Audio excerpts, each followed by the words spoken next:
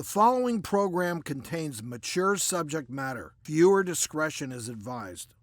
It's every parent's worst nightmare. A 14-year-old took his own life after exchanging gunfire with police officers at a middle school. Should the mom and could the mom be liable here? Then, Does eating meat make you more of a man? What we're going to look at is what effect the meal you have has on the shocking study. Plus, Giddy up! These teens compete with hobby horses. Yay or nay? that's today. School shootings are tragically a growing trend in America. Recently, a 14-year-old took his own life after exchanging gunfire with police officers at a middle school in Indiana. Now his mother faces charges. Mother of a boy who killed himself inside a Richmond middle school, now facing charges herself. Mary York charged with 6 felonies, including neglect and dangerous control of a child. Police say York's son, Brandon Clegg, shot himself after shooting at officers last December. At the time, police credited York with calling 911 before the shooting at Dennis Intermediate School. Well, newly released court documents show Clegg was prescribed medication after expressing suicidal thoughts, but York didn't make him take it. Documents also show Clegg fired a gun inside York's home, but York didn't tell police or remove the gun from the home. It's not clear when York will appear in court for the first time. A tragic set of circumstances. The question is, should the mother be held responsible? We're joined by attorney and clinical psychologist Dr. Lisa Stroman, who is here to help weigh in on this. Could the mom be liable here? The quick answer is yes. I think that we have to separate the emotional side of how awful it must be for a parent to lose a child and grieve that from the legal side. And the legal side is, as a parent with a minor child, you are responsible to ensure their safety and that they're not neglected and that they are cared for. And so that's what these 6 felony charges and misdemeanor charges are all about.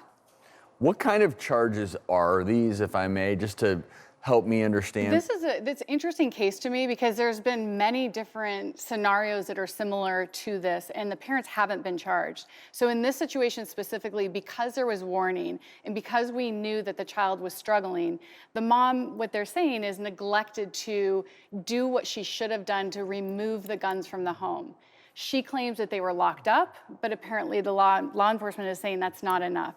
And in this situation, she took the child to treatment, but in this case, also removed him from the treatment facility. And then, again, the charges are that she should have forced medication, which is a whole nother argument of whether or not that's even something that But you if can she do. were found guilty of these 6 felony charges, I mean, again, no one can predict, but are we looking at potentially years in prison for Absolutely. the mother? Yeah, I mean, Absolutely. this particular case, this 14-year-old took his own life, which is tragic. She lost her son, but thank God nobody else was injured. And I think if somebody else had been injured, they'd be looking at throwing the book at her. But to you, Lisa and Judy, I think it just underscores, again, mental illness in kids. Mm-hmm. That it's more prevalent than ever, and they're not getting the proper care that they need. So the mother now loses her 14-year-old child from mental illness.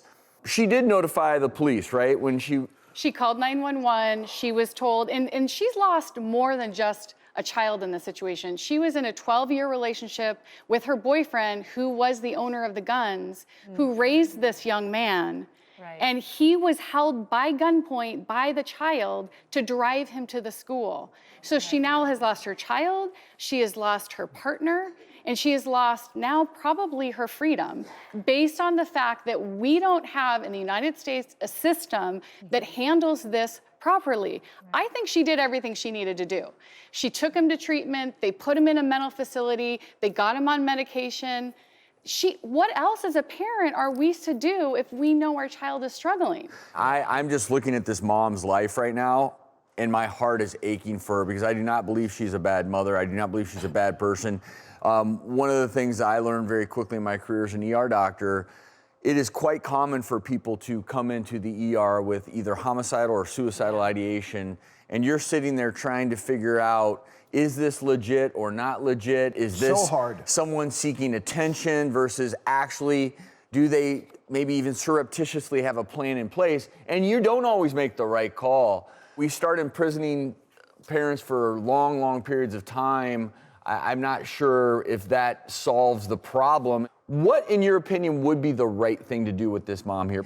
This is a perfect example of where you could take a parent like this, you could look at the facts, right? But for the bullying at the school, what did they play in this? But for the fact that they went to this medical facility, mental health facility, that they released her. Look at all of those facts in totality, and then maybe have the mom, as a sentence or a diversionary process, go out and speak on this issue and be an example. That is the best way to utilize her. Find her guilty of something, but the sentence is you've got to get out there and really talk to parents that have kids that have psychological mental illness. Well, those are really good takeaway tips, really good practical tips, because we do know that this is becoming more of a problem. I also want to be careful that we don't attribute everything to mental illness. I think there's already so much stigma that mental illness is what causes violence, or that mentally ill people are violent, and it's really not true. We need to be able to really decipher exactly what's going on with these kids and teens, and there are some commonalities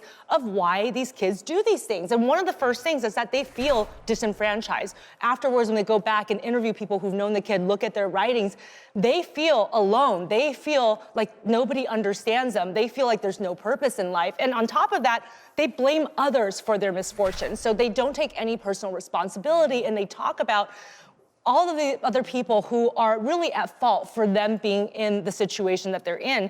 On top of that, they want to leave a mark. And now we see that there is sort of this post-mortem fame that you get. And of course, it's better to get positive attention, but any kind of attention is helpful for these individuals who haven't been getting them. They oftentimes are radicalized by online propaganda. Once you go back into their social media, you'll see that they've been commenting, reading sites. And these sites really target these young minds where they don't feel like they belong. They don't feel like there's a sense of bigger picture and meaningfulness. And these radicalized propagandas help them to feel like there is some kind of meaning.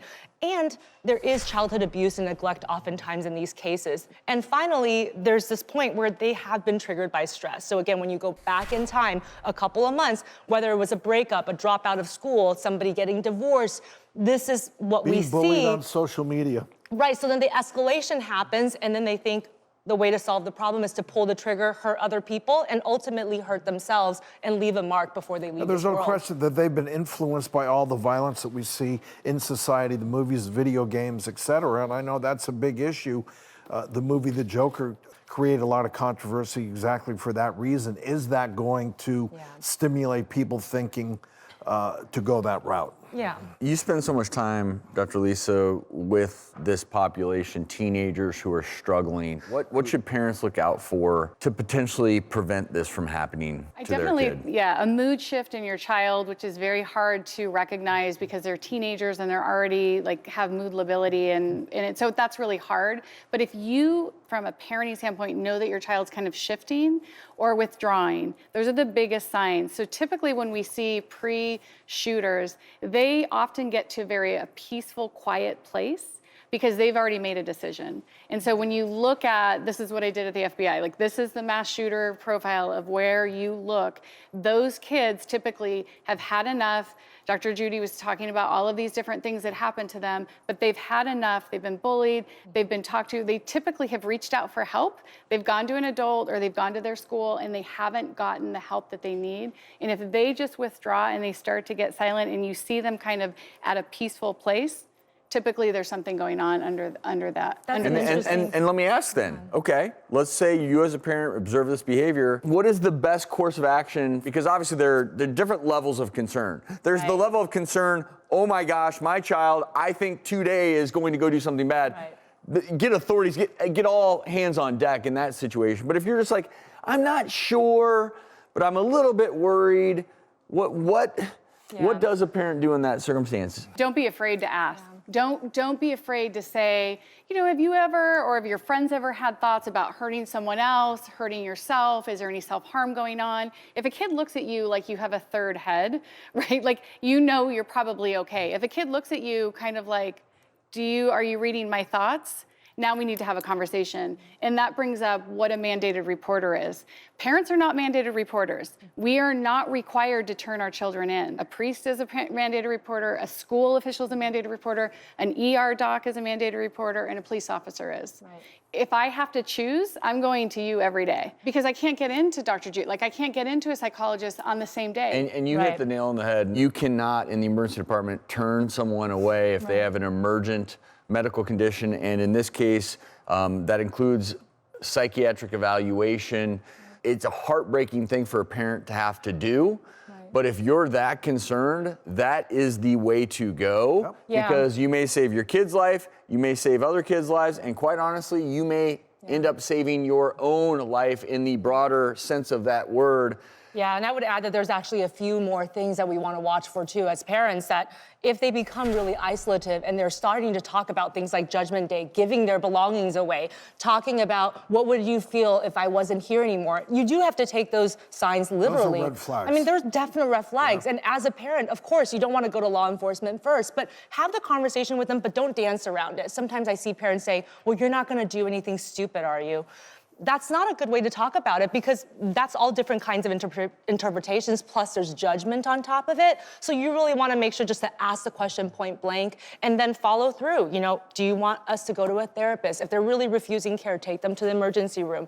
And sometimes the last resort is to tell law enforcement, like this parent did. Well, Dr. Lisa, I applaud you again for all the work you're doing. And quite honestly, sometimes I don't know how you keep a smile on your face because these issues are so very complex. Certainly for more information on warning signs, as well as what to do if you do see them, visit thedoctorstv.com. We'll be right back.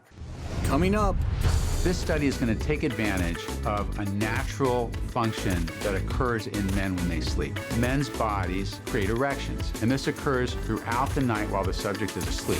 Then, what they would do is detect the driver's blood alcohol level once you enter the car. If you're over the legal limit, the car will not start. that's coming up. The following program contains mature subject matter. Viewer discretion is advised. Does eating meat make you more of a man? That question sparked a very unique experiment with urologist Dr. Spitz in the documentary, The Game Changers. Have a look. What the scientific studies are showing is that the more meat men eat, the more quickly they lose their manly manhood. So, here's a model of a penis. Now you're going to be putting this device on yourself. One ring goes on the base of the penis, and the other ring goes on at the tip of the penis, just behind the head of the penis. It knows how tight to squeeze to know when an erection is starting, because when it squeezes, it'll determine, oh, it's now of a larger circumference, something's happening. What we're going to look at is what effect the meal you have has on your erections that night. And you're going to be eating two different kinds of meals. For this study, on the first night, we gave the guys burritos that had meat. On the second night, we gave them very similar burritos, but we swapped out the animal portions for plant-based protein. I didn't think we were gonna get a burrito, I thought we were gonna get a salad. This study is going to take advantage of a natural function that occurs in men when they sleep. Men's bodies create erections, and this occurs throughout the night while the subject is asleep. Once an erection happens, this device can sense it, and a printout is generated of how firm the erection was, how long it lasted, and how many of them there were, to see if we can see a physical effect on erections as a result of what they just ate for dinner. This is where we take a look at the results. So the bigger the circumference, the harder the erection. Wow. I think it's going to wake up people who have penises, and I think it's going to wake up people who like people who have penises. Please welcome the man, the myth, the legend. He's not only a urologist, he's also the author of the penis book, Dr. Aaron Spitz, back in the house. Wow. Welcome back. Great to be here. Thank you. Well, guess what? I read this, and last night I threw that meatball in the trash, and I swapped out for broccoli and Brussels sprouts. I think you did the right thing. I think we need to stop asking where's the beef and start asking where's the veggies. The results were quite amazing. What were they? These guys are all healthy guys. They don't have erection problems. They have the meat burrito, and they had a typical night of a few erections. Then they had the plant-based burrito, and that night, the number of erections increased by 3 to 5 times. Wow. Yeah, 300, almost 500% increase in one of the guys, 300% in the other 2 guys, and also the firmness of the erection increased as well. It was remarkable. Now, this is an experiment. This is not a clinical trial. This is not a scientifically validated study. It's an experiment we did, but the results were remarkable. Bring on the kale and arugula. Okay, but what are the actual practical benefits of this? Well, because if you're unconscious anyway, why would a man care if they have 8 erections or 3? So Right. what are the practical benefits to somebody, and why should they I mean, ditch the meat? it's an important barometer, isn't it? Well, this is actually the best way to determine a man's erectile function, because when you're awake, the big head can get in the way of the little head. Yes. And you can have psychological reasons that you're not having erections. Now, if you have a physical problem, you're not going to be able to have an erection awake or asleep.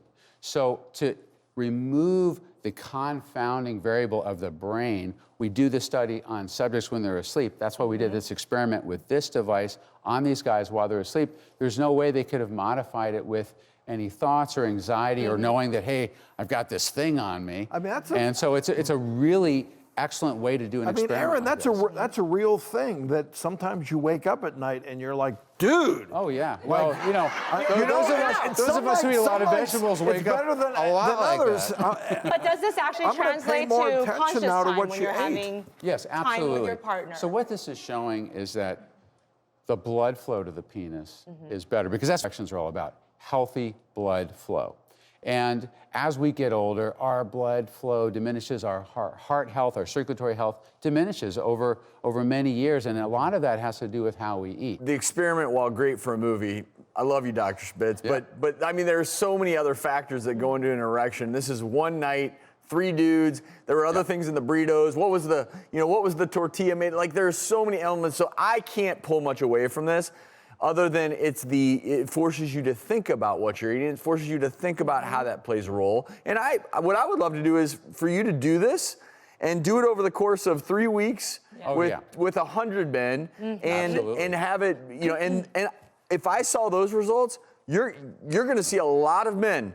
A lot of men switching away. We're working on putting together and I think that's a longer powerful. trial, and there's another Rigiscan trial that's about to launch. So there's actually going to be more actual validated Because I think trials on men, this.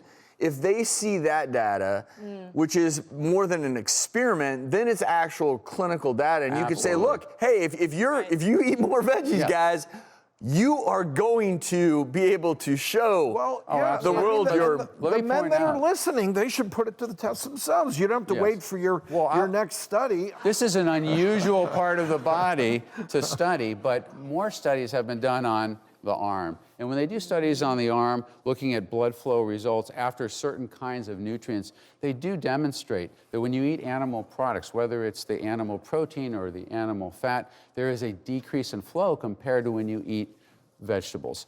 Even oil has a negative impact on these blood flow studies. So, studies have been done, but I agree with you, the future is wide open for this kind of an examination. The other thing that I think is so interesting about this study is that, going plant-based or vegan, however you want to phrase it, really has had such a stigma. It seems to be something that's associated more with women than men. Or if it's with guys, it's skinny guys, it's wimpy guys. And the amazing thing about this documentary and the people that I met as part of participating in it is there are some really big, strong, beefy Like the strongest vegans guy in the out world, there. Yeah, right? the strongest guy in the world, Patrick Baboumian. Okay, this guy weighs 256 pounds. His biceps are 50 centimeters. He bench presses about 460 pounds. Just unbelievable metrics here. And this is all plant-based athletes. And so there's this real shift starting to happen. When I would talk to my patients about plant-based diets for prostate cancer prevention, they'd say, oh yeah, my daughter's vegan, or oh yeah, my niece. Now men are starting to understand that what is good for the gander is good for the goose. Well, men don't change behaviors as much if you say, well, your risk of cardiovascular disease will go up. But if you say, hey, you change your behavior, and tonight you gonna are going to walk it. pitch the best tent of your life. Yeah. Dr. Spitz, you can check him out in the Game Changers. It's now streaming on Netflix. We'll be right back. Coming up. What they would do is detect the driver's blood alcohol level once you enter the car. If you're over the legal limit, the car will not start. Then. Giddy up! There's a new sports trend galloping into the hearts of teens all around the world. Instead of real horses, these teens ride and compete with hobby horses. That's coming up.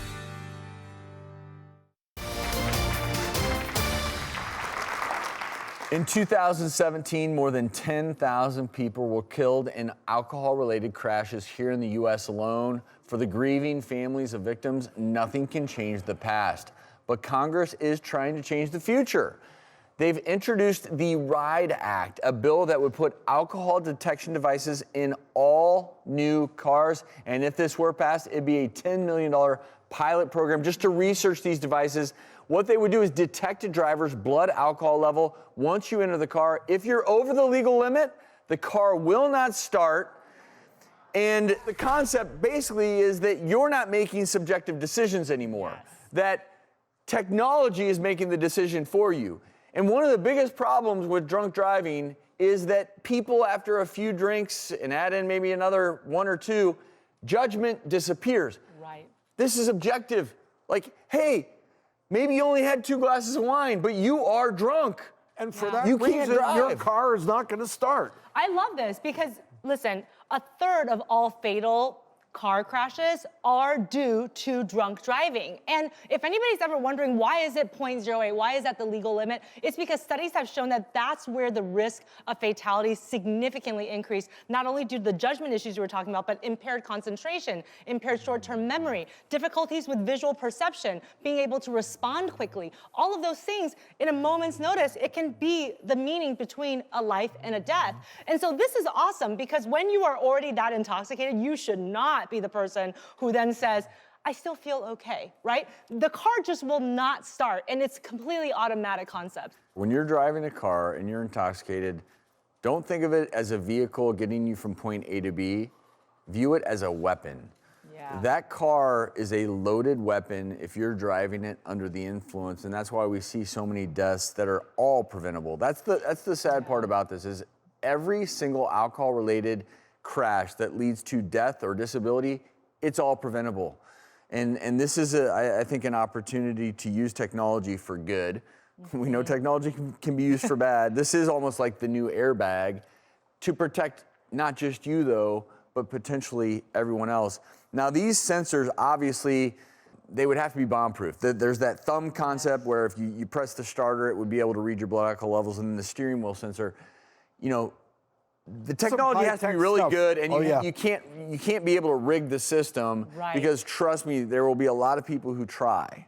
Or unfortunately, what will happen is people who are known drunk drivers, they won't buy new cars, and that's the only you can hold on to your older model, and someone may say, well, I really love the way the old car drives, but maybe they don't want the new sensors, so that's where you're creating sort of a double standard. I would love new cars, but not old cars. I would love to see them come up with something where you can retrofit the older cars. I don't know if you've seen the devices that people have installed in the cars. They've had multiple DUIs, and that part of their rehab, when they're given the right to drive, well, you have to have one of these devices where they actually have to blow in it first before they can start the car.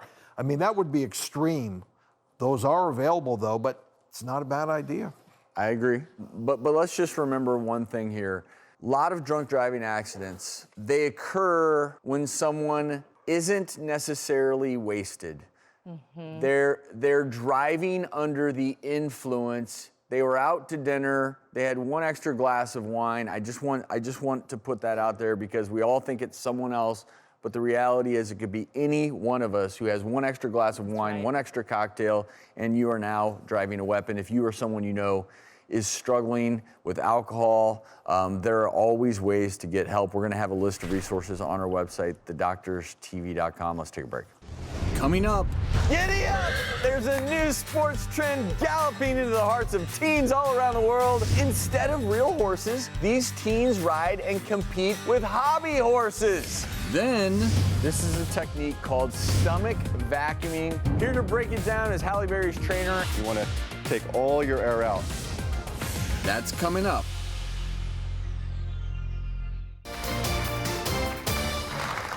Giddy up! There's a new sports trend galloping into the hearts of teens all around the world.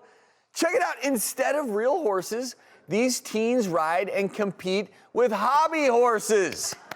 And what you're seeing now, clips from a Finnish documentary called Hobby Horse Revolution, which is now streaming. What the health, guys? I mean, what do you all think? Yay or nay?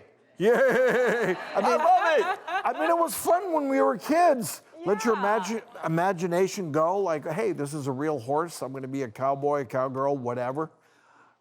They are getting exercise. And you get the sense of community because just in Finland alone, there are over 10,000 hobby horse riders. No, these are active competitors. Oh, these are the competitors. So these are too. competitors. So this is a legit, serious sport in certain areas of the world. And so it's, you know, and you may giggle. I mean, they're good. Those horses look like they're actually moving and they're moving their head. And I'm a little bit jealous. I want to talk to someone who knows how to do this the right way. Our next guest is one of the main stars featured in the documentary who visits us all the way from Finland. Please welcome Alyssa to the show. Woo!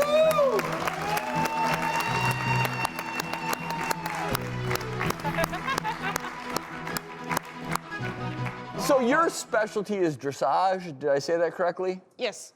Yes. Okay, so what is dressage? Like, what is... Well, like, simply put, it's like ballet or dancing with the horses. It's like from the real horse riding, but it's like adapted to hobby horsing. Are you warmed up? Would you show us a few of the moves? Yeah, I can do it. does your horse have a name? Yeah, it's Boxu. Of course it has a name. Okay. I would love for you to teach us some of your best moves. All right. We're ready to go. Well, obviously Here, it keeps... Dr. O. Thank you. Here's your hobby horse. Woo. Mine is named Jasmine. I've just named her. All right. So good posture. Good posture. Yes. And you'll, like, proper trotting is like you got your knees high up front, and then you just like... Oh, that's Prancing. hard. Yeah, and you can I can't do it with I'm my not kids. loose enough right now for this. yeah, and you can do like pirouettes Pirouettes. like this. This is good for Show balance off. too. Yeah, it is. And yeah, you can do like sidestepping as well. I don't know what's the term in English. Like sidestepping? this. And the horse little moves music? a little. As little as you- possible. You don't move the head like... No. Is there steeplechase where you like jump over the fake fences? Yeah, it is. Actually, we set the record like this summer in Finland, which is 140 centimeters. So it's like somewhere here. Wow. It was a girl, I think she was 16. She jumped over it with a hobby horse. It's like a high jumper, but with... Yeah, it's Hey, amazing. you guys want to go on a little ride with me? Come on, let's go. Let's go. ride. You hop in.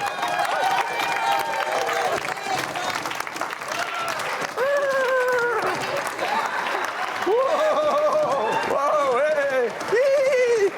Yee. Good job. Yee. So, who's best in show? Name your horse. Name your horsey. Trigger. Mine's Jasmine. Happy. That's sweet. I like your style the best, to Oh, be honest. Thank But you. you all were like horribly slow, but it's all right. We're not dressed for riding. Come on, Happy. Let's go, Happy. Hurry up. Was that 6.5 better? seconds. Was that better? Somewhat. How popular is this? I mean, is it all over the world or? Well, at least in Europe, like we have like hobby horses, at least in, well, of course, Finland, Sweden, Norway, Germany, Scandinavian. France. So I actually have seen some hobby horses in Michigan. Okay. Wow. It's really cool. It's Can coming you to the see U.S. us doing this Beverly Hills, Rodeo Drive, just that would get some looks. No, we'll just walk down the street and be like, hey, we ate a plant-based meal last night and look what we got. Alyssa, thank you for showing us how to do this. But it's only, Docs, we need to pull back a little bit because, Alyssa, I want you to show the world how it's really done because our horsies did not do a good job. So show us your favorite go-to move. Well, people like Passage and Piaffe, which is like Grand Prix level dressage, which is like hold still, back like a little bit lined up behind, and legs going forward. And you can do this like. I mean, that's a good workout, good ballet and gymnastics. Yes, that's I mean, true. That's That's a true. yoga. Well, I mean, that's a great workout. Can I get a high five? Because I did not know that this was this competitive, but now that I watch you do it, like that is, That's real skills. I'm very impressed. Yeah, awesome. Thank you. And I want to thank Happy for being a part of this segment. You did a really good job. Can I keep this? Sure. Yes! Yes! We'll be right back. Coming up, This is a technique called stomach vacuuming. Here to break it down is Halle Berry's trainer. You want to take all your air out. then the only show on TV where everyone at home has a chance to enter to win the Word of the Day giveaway. Find out what it is. That's coming up.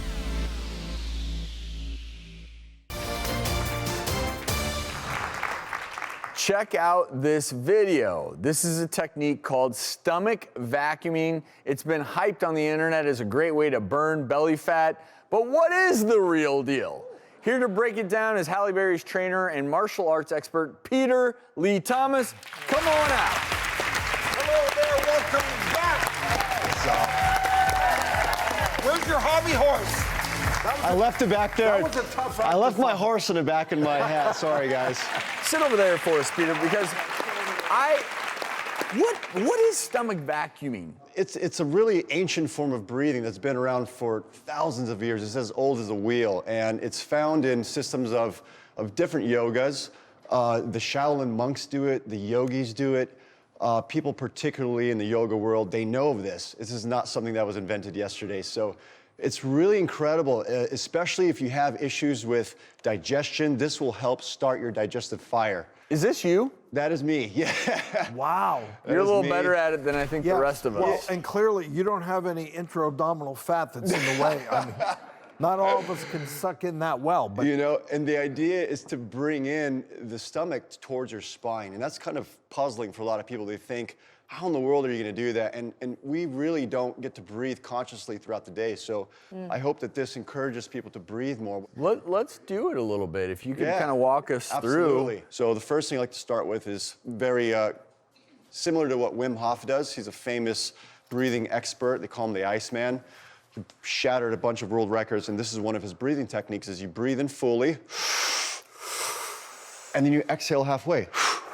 That's it. You can do it through your nose or through your mouth. It's up to you.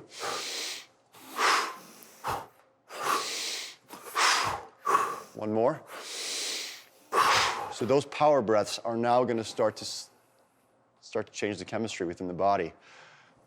Now we're going to go into more of the Kundalini breath of fire, which is through the nose.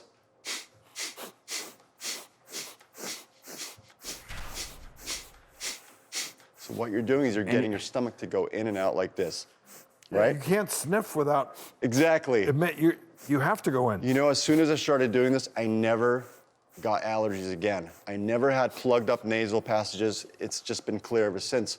For whatever reason, for what it's worth, I think this is one of those magic recipes. By the way, I hate to ask this, but I think there are some people watching who would love to be able to see your abs while you do this. Would you be willing? Don't Who wants twist PLT my to take arm. his shirt off? Yeah!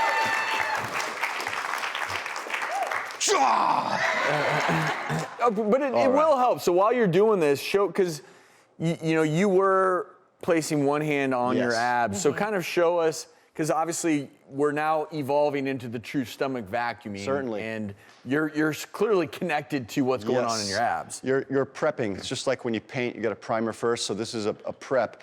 So again, if you just put your hand here, you just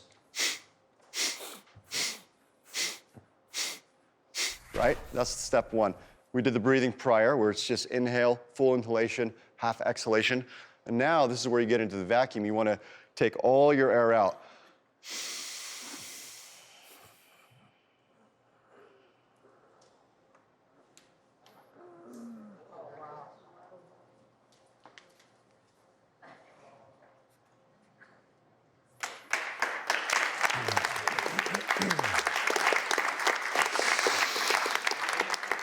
Seems easy to do it. In fact, it took me a long time to master to just do that simple act. I mean, one of the things just physiologically when you're watching Peter exhale, obviously that is exhaling all the oxygen in your lungs, creating space to pull your abdominal muscles in. Yes. Unfortunately, for most of us, we're not going to be able to Look quite vacuum. that We're not hard. as good at vacuuming as you are. Yeah. But like for people who just want to start, The approach has to have a progression. There needs to be some type of progression. And one of them is, in fact, I worked out with Tony Horton yesterday, absolutely killed me. And one of the things that we talked about was the importance of breathing and breathing after. And we did a really nice savasana at the end of our workout and doing stuff as simple as holding your breath and timing it. That's really, really huge because you're saturating your body with good O2. And this type of stuff will set you up. And again, it's just a perpetual thing. And So- Peter, I think it is a really good message that even if you're not doing it perfectly like Right. you are, you're still getting those benefits of the deep breathing, that Yes. these exercises help to calm your stress. Absolutely. It helps you to switch into that parasympathetic nervous system. Yes. And studies have even shown that it helps you with concentration and being able to really hone in on exactly what's going on in that moment. Right. We all need a little bit of that. Absolutely. I love this. And I think the most important takeaway is just remind yourself the power of breathing. Yes. And at any point during your day, if you're just super stressed out, take a moment to think about your breath. And these are great breathing exercises. We'll have them on our website. Keep up the great work. Thank really you so love much, it. sir. Appreciate it, man. We'll be right back. Coming up, is that a baby ghost laying next to her child that's sleeping? Look at it closely. Plus, the only show on TV where everyone at home has a chance to enter to win the Word of the Day giveaway. Find out what it is. That's next.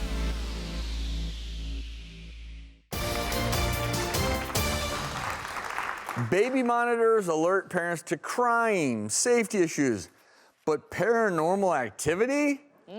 Mom Maritza was shocked and scared when she saw this image on her baby monitor screen. You all see that? Is that a baby ghost laying next to her child that's sleeping? Look at it closely. Looks like it. Pretty freaky, right? So let's just say you look at the monitor and you see this. What would you do? Well, she was freaked out, crept into the child's room with a flashlight, obviously trying not to upset the ghost. Very, very concerned. And then found out that her husband had recently changed the sheets and forgot the mattress protector. And so that is actually the picture. That is a picture of a baby on the mattress protector. And the mom said, "I could kill him," speaking towards her husband for leaving that on there. I'll make a real ghost out of you. In fairness, the baby's mouth is wide open like a ghost. So it's, Yeah. I mean, the silhouette, it looks like a ghost, I would have to Perfectly say. positioned It too. is. It's like cuddling the baby. I mean, what's going on? It's so crazy. spooky. It's so. Spooky.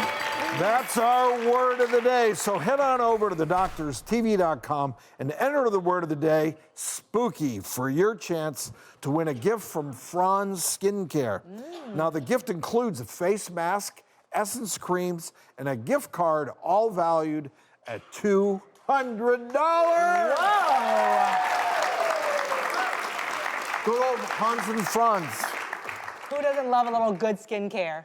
And everyone in the do. audience is going home with it. Spice up your life with a little turmeric tonic. Okay. All right. This doctor's shot of health is pretty simple. Little water, lemon, and a touch of honey, and just a teaspoon of turmeric. Research shows turmeric fights inflammation throughout your body, and one study found that 500 milligrams of curcumin daily dropped participants' total cholesterol by more than 11%. Of course, curcumin is the active ingredient in turmeric that has so many great health benefits. This is a pick-me-upper. We chilled this one because initially we had hot water, then we chilled it. We actually do turmeric shots all the time before we host shows. Yeah. The kind of shot that actually helps your health. Bottoms up. Oh, this is good. Wow. Giddy up! Whoa, that's a little tart. Hey, we're gonna have this full recipe for the Doctor's Turmeric Tonic. Go to thedoctorstv.com. We'll see you next time.